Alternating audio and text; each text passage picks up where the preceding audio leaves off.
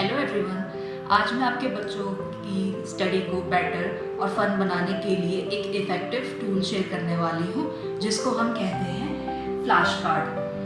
Flash card एक ऐसा learning tool है जो आपके बच्चों की स्टडी सेशंस को शॉर्ट और फन बना सकता है।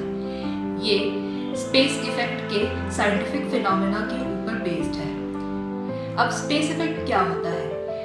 जब हम अपने बच्चों को कुछ पढ़ाते हैं तो हम उन्हें बार बार क्रैम्प कराते हैं, बार बार एक ही चीज़ को रिपीट करते हैं, बट अकॉर्डिंग टू साइंस हमारा ब्रेन ऐसे नहीं सीखता। हमारे ब्रेन को टाइम चाहिए होता है उस इंफॉर्मेशन को स्टोर करने के लिए। इसको हम स्पेस इफेक्ट करते हैं। अब इसको यूज़ कैसे करना है?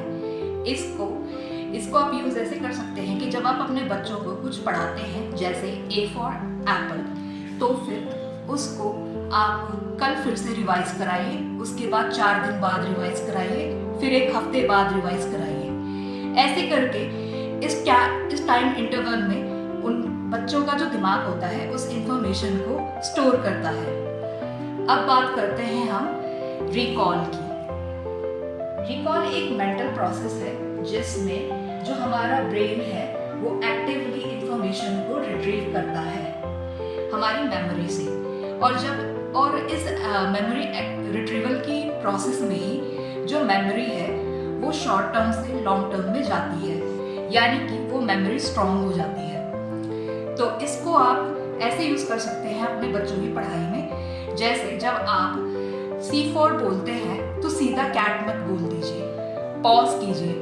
अगर आपने उनको C फॉर कैट पहले से पढ़ा रखा है तो फिर पॉज करके थोड़ी देर रुकिए। इससे जो बच्चों का ब्रेन है वो उस C फॉर कैट को रिवाइव करने की कोशिश करता है, रिकॉल करने की कोशिश करता है, और इससे उनकी एक मेंटल एक्टिविटी होती है और इसी से ही जो उनकी C फॉर कैट की मेमोरी है वो स्ट्रॉन्ग हो जाती है। जब वो एक बार C फॉर कैट बोल दे तो उसको दिखा भी दीजिए कि C फॉर कैट, और अगर वो C फॉर कैट रिकॉल नहीं कर पा रहा है तो इसका मतलब है कि इस कार्ड को अगले स्टडी प्रोसेस में सेशंस में बार बार रिपीट करने की जरूरत है।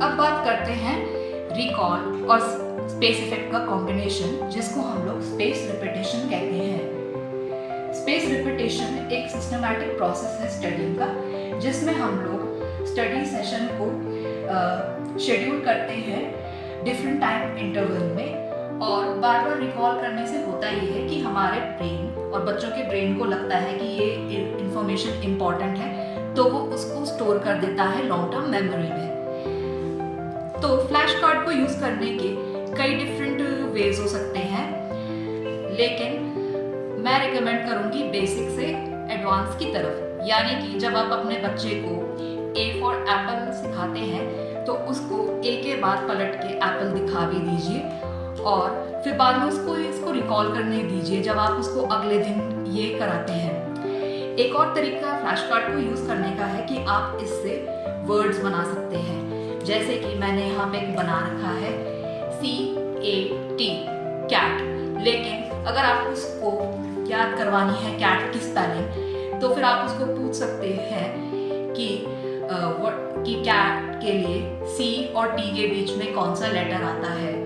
इससे उसको स्पेलिंग याद करने की आदत हो जाएगी और वो आंसर भी देगा कैट, CAT, कैट। अगर वो ये नहीं कर पा रहा है तो कोई बात नहीं, आप इस चीज़ को दोबारा रिपीट कर सकते हैं बार बार अलग डिफरेंट स्टडी सेशन में। फ्लैश कार्ड की अच्छी बात ये है कि इसको आप सिर्फ इंग्लिश के लिए नहीं, हिंदी के लिए, अपनी लोकल लैंग्वेज और या फिर नंबर्स और मैथमेटिक्स के लिए भी यूज़ कर सकते हैं। जैसे कि आप उसको सिखा सकते हैं 1 2 3 4 फ्लैश कार्ड के थ्रू, बट इसको और हार्ड या फिर एडवांस करने के लिए आप कर सकते हैं कि उससे पूछें कि 1 के बाद और 3 से पहले कौन सा नंबर आता है, उसको रिकॉल करने दीजिए, जैसे कि 2।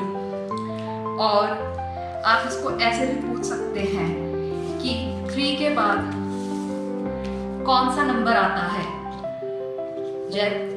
जिसका आंसर होगा 4। तो इस तरह से आप बच्चों को फ्लैश कार्ड के थ्रू उनकी लर्निंग को बेटर कर सकते हैं। Thanks for watching.